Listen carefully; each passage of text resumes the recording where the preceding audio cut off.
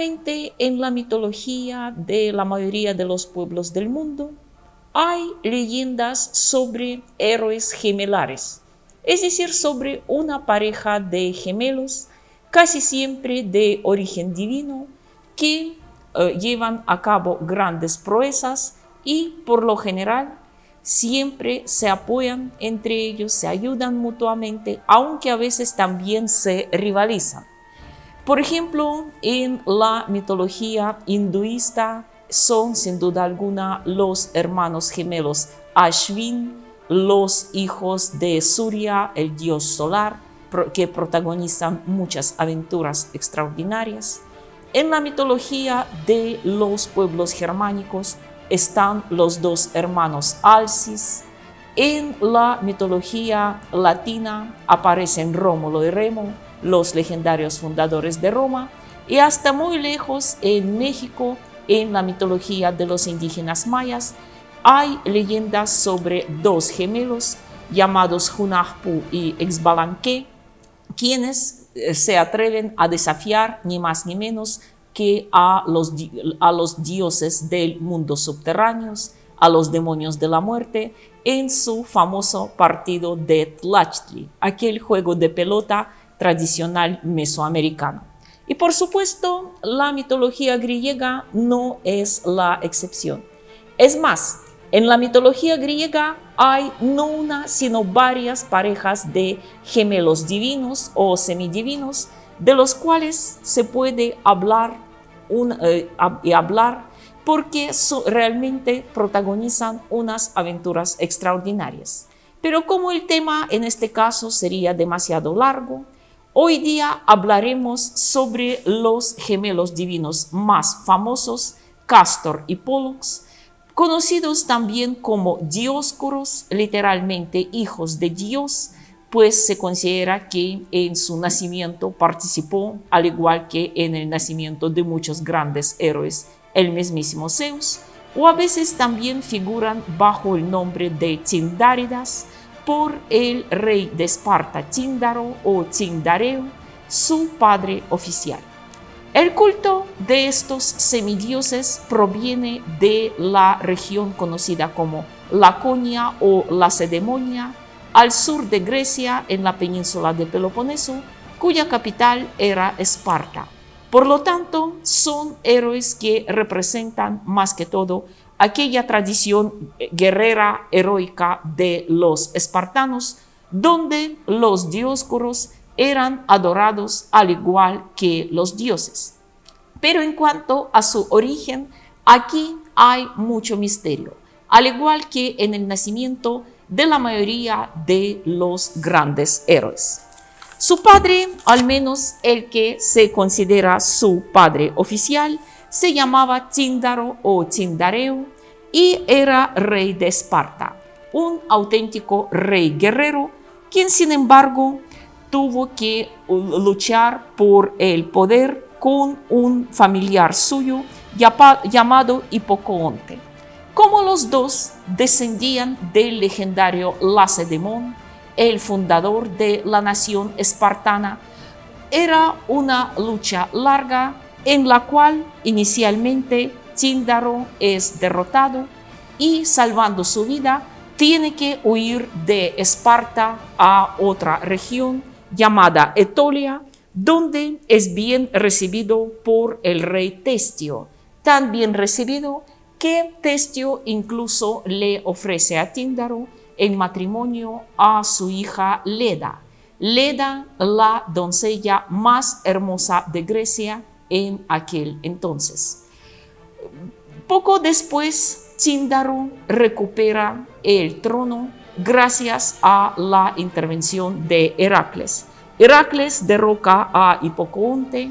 Ahora Tíndaro es restaurado como el rey en su trono y finalmente regresa a Esparta acompañado con su joven y bella esposa. Pronto Leda vive una aventura realmente extraordinaria cuando sale un día a bañarse a orilla del río Eurotas, el que corre en los alrededores de Esparta. Ahí la joven reina es testiga de una escena extraordinaria cuando un águila persigue a una cisne. La cisne, tratando de salvarse de las garras del depredador, busca refugio en el regazo de la joven reina. La reina la abraza con ternura y este cisne inesperadamente se apodera de ella. La historia de Leda cortejada por cisne es representada en muchas esculturas, en muchos frescos, tanto griegos como romanos, como también de los pintores de las épocas posteriores.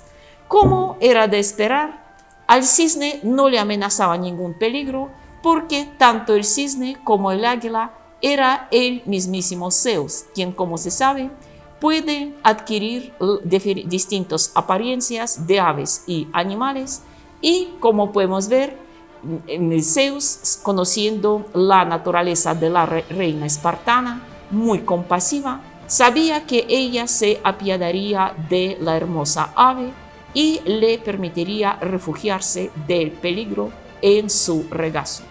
Es así como Leda se convierte en una de las amantes de Zeus, de una manera tal vez la más hermosa y la más sofisticada. Por eso, como ya había dicho, la imagen de Leda con el cisne es tan amada, tan querida por los artistas de todas las épocas. El encuentro con cisne le había infundado a Leda tanta pasión que ella, al llegar a casa, busca inmediatamente la compañía de su esposo Tíndaro. Viven una noche de amor inolvidada y Leda queda embarazada. De Tíndaro o de Zeus bajo la apariencia de cisne podemos tan solo imaginar. Pero luego, transcurridos los 9 meses, a Leda, en vez de un parto normal, le ocurre que pone 2 huevos. 2 grandes huevos, de los cuales, según la tradición más común, nacen 2 varones y 2 niñas. Los varones serían Cástor y Pólux, las niñas Helena y Clitemnestra. Según la tradición más común, se cree que entre estos cuatrillizos legendarios, Cástor y Clitemnestra, humanos comunes y corrientes, eran hijos de Tíndaro, mientras Pólux, el gran héroe, y Helena, la futura Helena de Troya, la más bella entre todas las mortales, serían hijos de Zeus.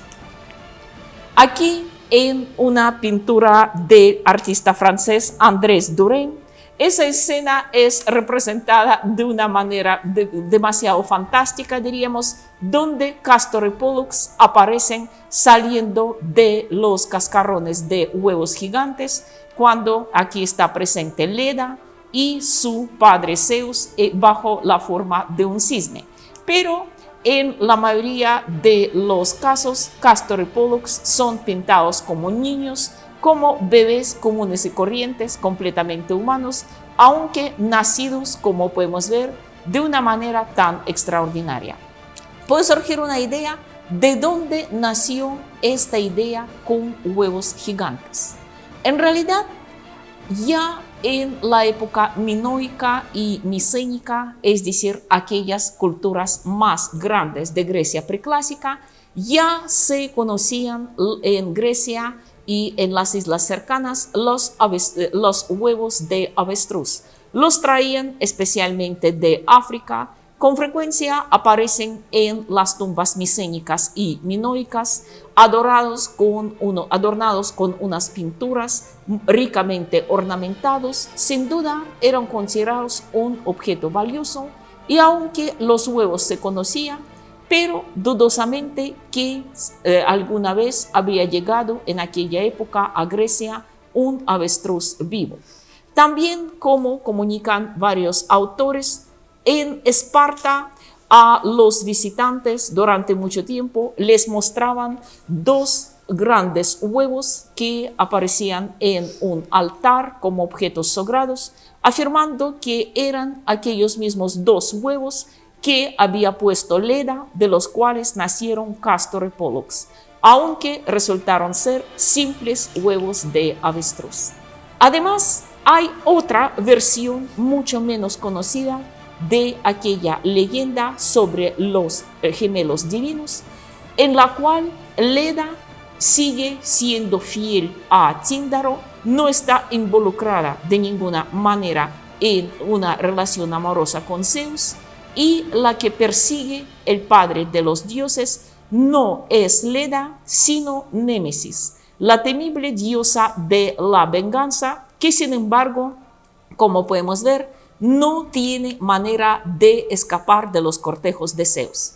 Desesperada, la diosa se transforma en una oca, pensando que así se salvaría. Entonces, una Némesis transformada se lanza al agua, se aleja nadando, y es entonces cuando a Zeus se le ocurre tomar la apariencia de un cisne y perseguir a Némesis. Finalmente, el padre de los dioses logra su propósito. En cambio, Némesis, sin saber cómo ocultar su vergüenza de los otros dioses, entrega el huevo que pone a Leda, pidiéndole cuidarlo hasta que se rompa el cascarón. Entonces, la reina de Esparta, que como podemos ver, acepta este huevo por mera compasión, aquí no está incriminada en ninguna relación extramatrimonial. Entonces, cuando se rompe el cascarón, de ahí nacen dos bebés, un niño y una niña, que serían en el futuro Pollux y Helena. A su vez, la misma Leda, con pocos meses de diferencia, da a luz otra pareja de gemelos, Castor y Clitemnestra. Y fue entonces cuando Leda adopta a los hijos de Némesis y los cría junto con sus hijos propios. Así que, como podemos ver, según esta versión, mucho menos divulgada, Castor y Pollux no solo tienen padres diferentes, sino también madres distintas, aunque en todas sus imágenes los dos gemelos Dioscoros o Tindáridas se representan como dos jóvenes prácticamente indistinguibles.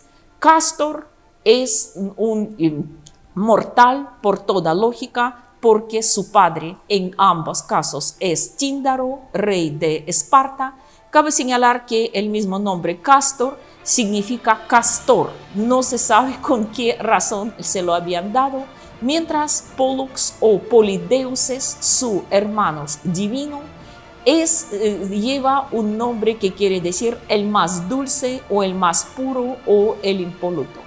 Sin embargo, a pesar de su origen distinto, los dos hermanos eran inseparables. En la mayoría de las pinturas de los frescos aparecen como los jóvenes semidioses que no se diferencian de otros personajes, salvo tal vez un pequeño detalle. Los dos llevan unos gorros muy particulares. Son los así llamados pileos, sombreros que, como podemos ver, hacen pensar en un cascarón de huevo partido por la mitad.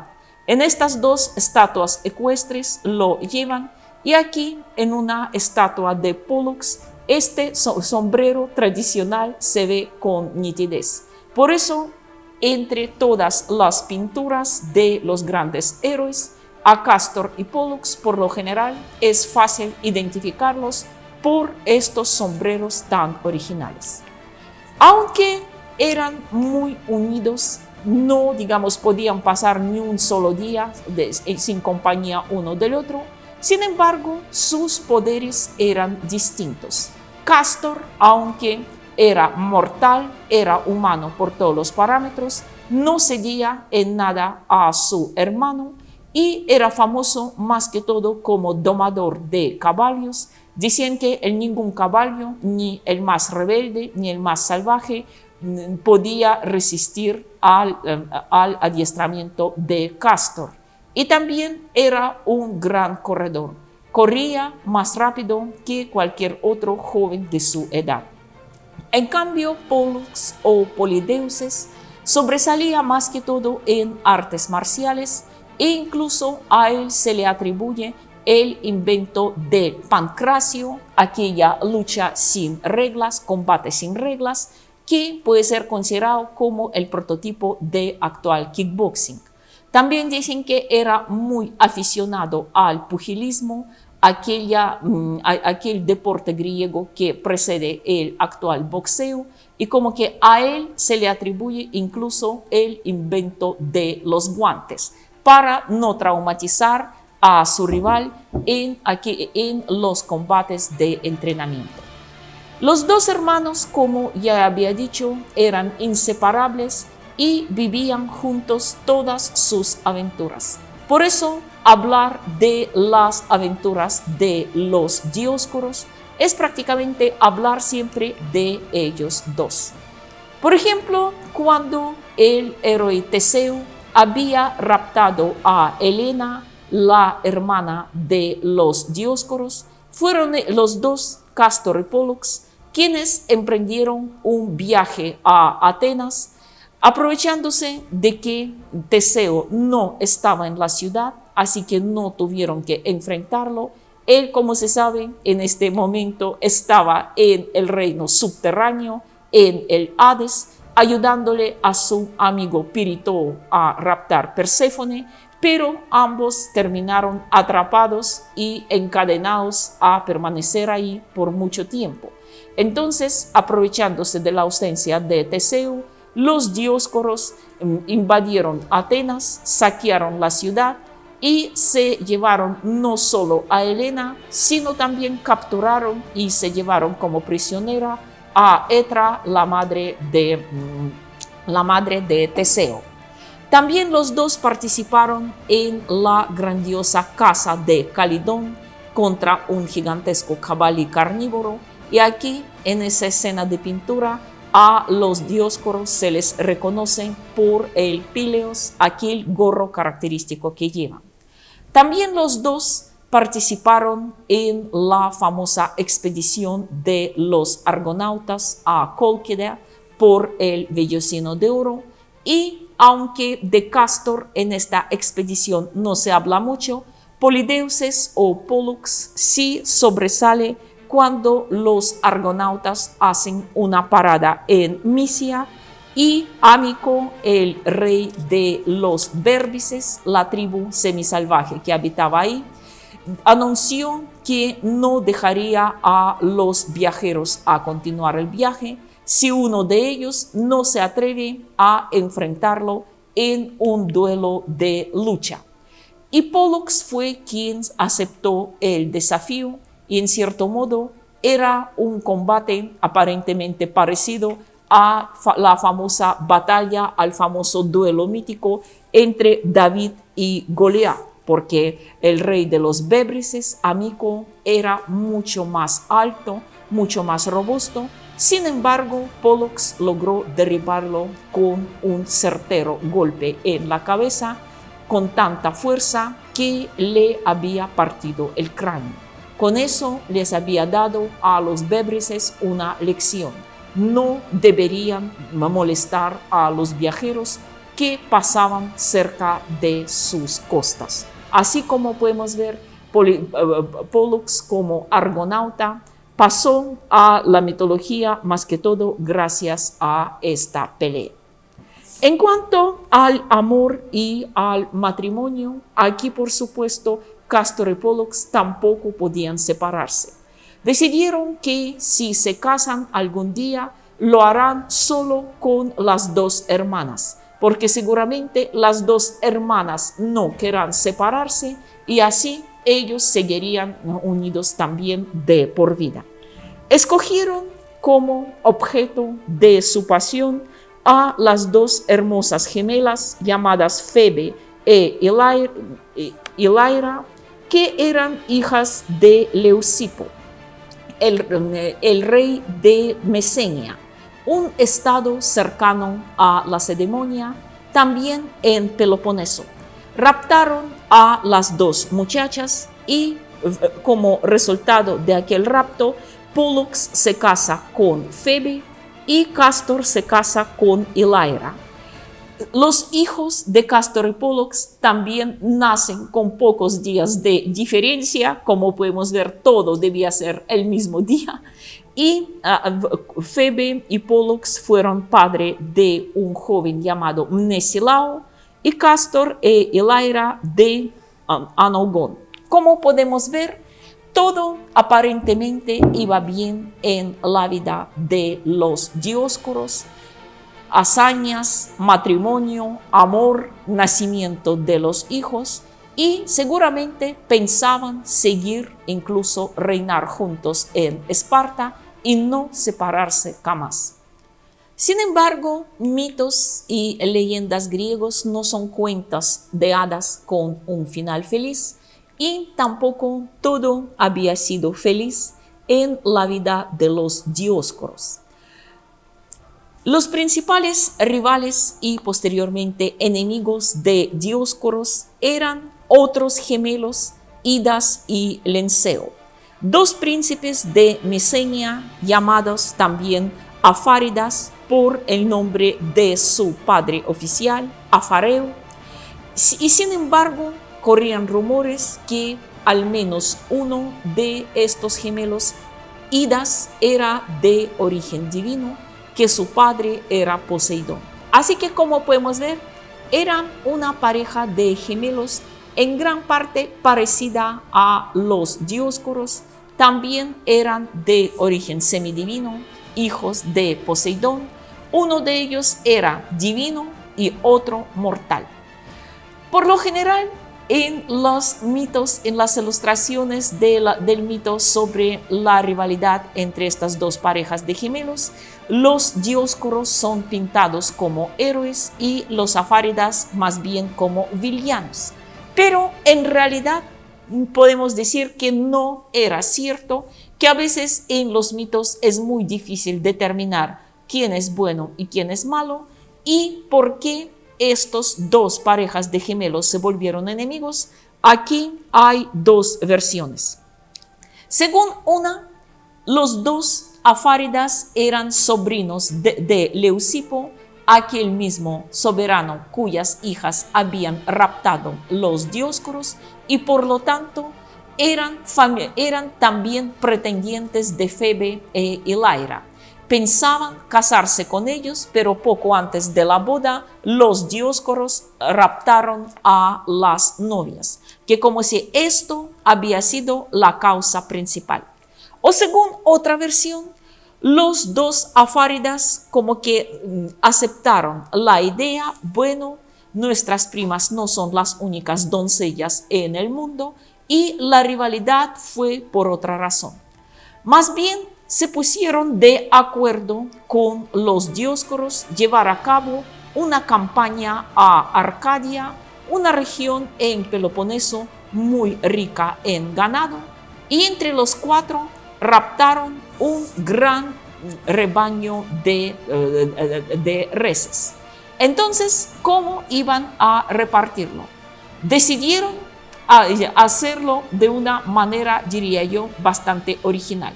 Sacrificaron a uno de los bueyes, dividieron su carne en 4 partes iguales y decidieron: el que comería primero su ración se quedaría con la mitad del rebaño, y el que terminaría su ración de segundo quedaría con la otra mitad. Se pusieron a comer, pero cabe señalar que Idas era un glotón increíble. Fue el primero en terminar con su ración cuando los Dioscuros apenas habían llegado a la mitad, y luego le ayudó a su hermano Linceo a acabar con la suya. Entonces, como podemos ver, por lógica, ellos deberían quedarse con todo el rebaño y a los Dioscuros no les quedaba nada. Los Dioscuros, como era de esperar, protestaron, y entonces comenzó una auténtica guerra entre las dos parejas de gemelos. Pues aparentemente los chances de los 4 eran iguales, ambos eran hijos de los dioses, pero los rivales de los Dioscuros, Idas y Linceo, lograron tramarles una emboscada. Linceo, pues el mismo nombre quiere decir ojos de lince, logró tender una emboscada en un lugar del cual los Dioscoros no sospechaban.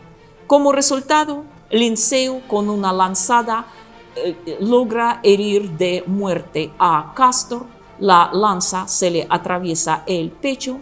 Entonces Pólux furioso destroza a Linceo a golpes y se enfrenta a Idas. Con Idas el asunto podría ser mucho más complicado porque ambos eran semidioses y por lo tanto tenían fuerzas casi iguales.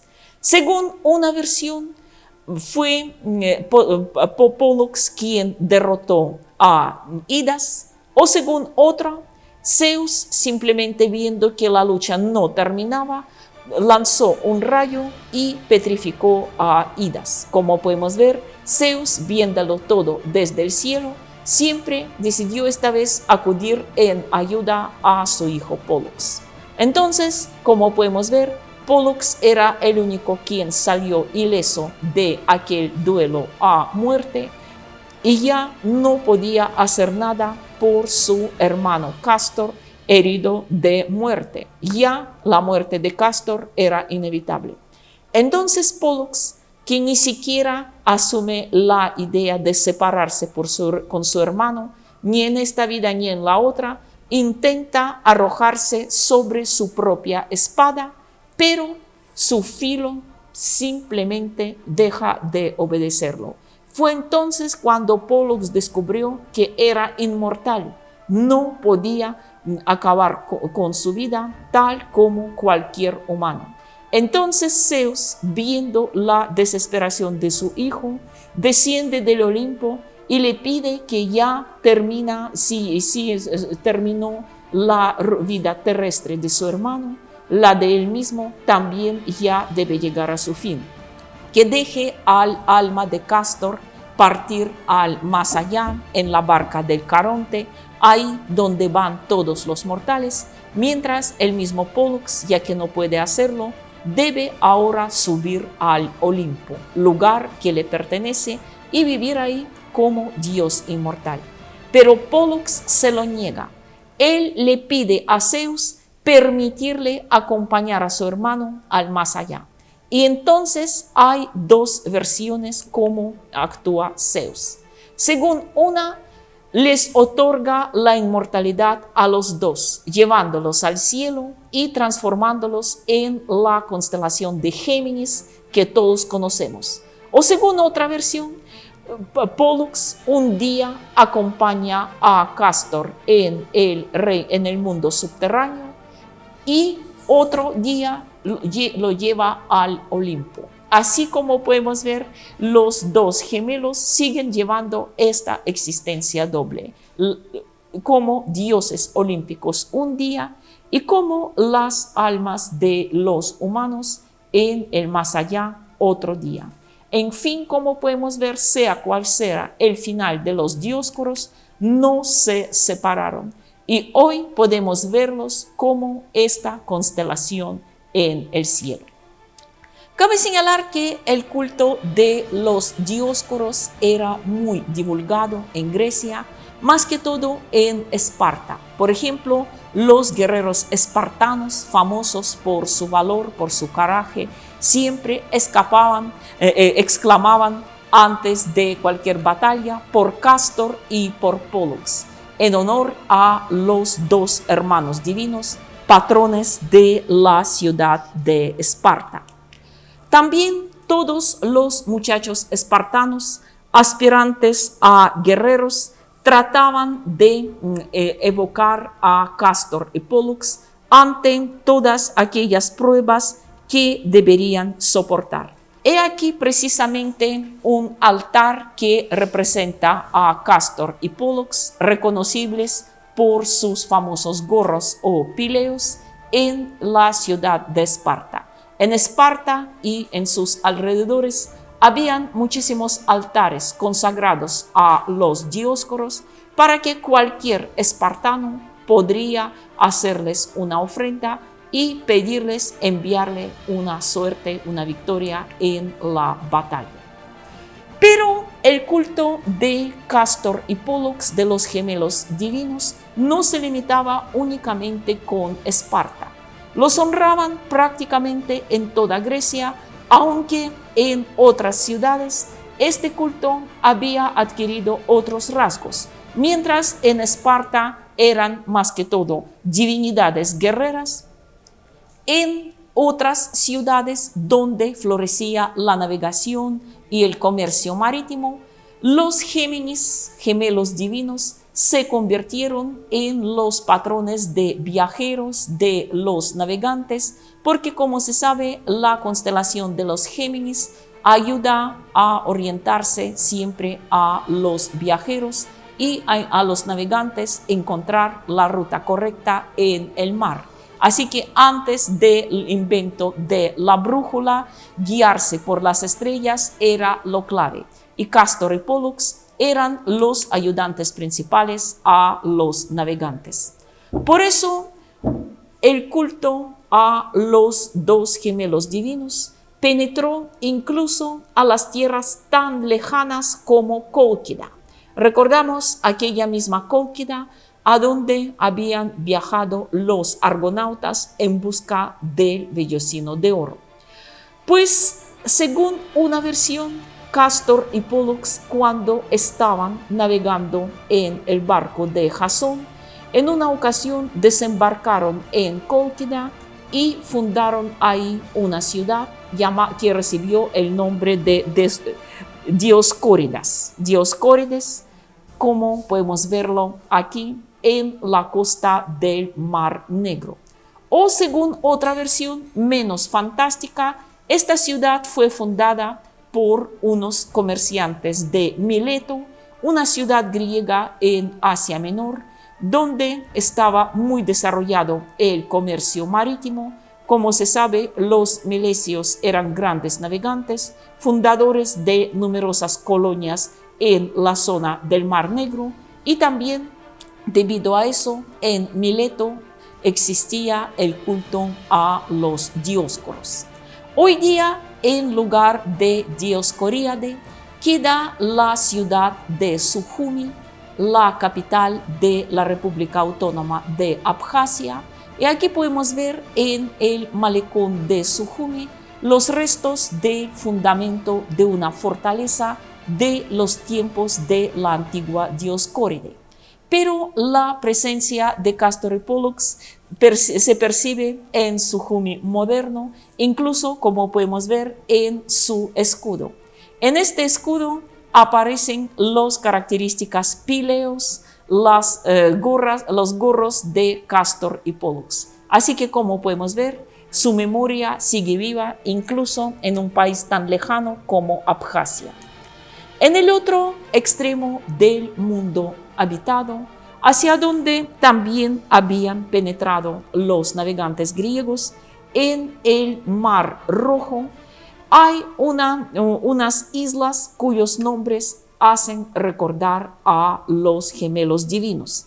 Hay islas hermanas, como podemos verlos en este mapa, hoy día llevan nombres de Somja y Darsa, y la isla más grande, que hoy se conoce como Socotra, pertenece a Yemen. En la antigüedad se llamaba Dioscórida. Dioscórida en honor de los dos hermanos. Como podemos ver, incluso a un país tan lejano como Yemen llegaba el culto a los Dioscoros.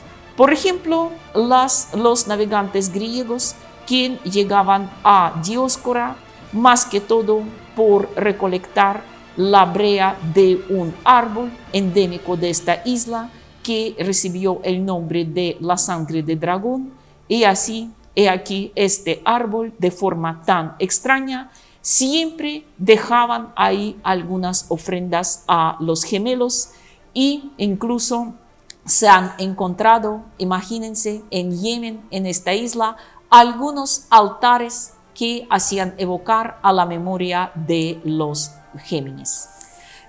Después, este culto también llegó a Roma, En Roma existía en pleno foro un gran santuario, un gran templo consagrado a Castor y Pollux, del cual hoy día no se conservan más que estas 3 columnas. Y posteriormente se creía que Castor y Pollux incluso participaban en las batallas del lado de los romanos. Por ejemplo, en el año 496 a.C., una de las primeras batallas gloriosas de Roma a orillas del lago Regilo, donde la joven República Romana se enfrentó a las tribus latinas de las regiones adyacentes, la así llamada Liga Latina. Se cree que en el momento decisivo de aquella batalla aparecieron 2 jinetes con armaduras relucientes, invulnerables ante ningún tipo de armas, y lucharon del lado de los romanos, y prácticamente fueron estos 2 jinetes maravillosos quienes resolvieron esta batalla a favor de Roma. Se creía que eran los mismos Dioscoros, y desde entonces el culto a Castor y Pollux se estableció también en el ejército romano. Aquí, en un bajorrelieve romano, podemos ver a Castor y Pollux custodiando un estandarte legionario. También Castor y Pollux con frecuencia aparecían en las monedas. Aquí vemos la moneda del emperador romano Macrino, y como podemos ver, en el reverso de la moneda aparecen Castor y Pollux con sus atributos característicos. Y hoy, como se sabe, los monumentos a los Dioscoros adornan muchas ciudades en Europa, en todo el mundo, porque realmente su belleza, su aspecto atlético, también casi siempre, como podemos ver, los acompañan los caballos, eran también patrones de los jinetes. En fin, como podemos ver, Castor y Pollux, gemelos divinos, realmente ustedes son inmortales.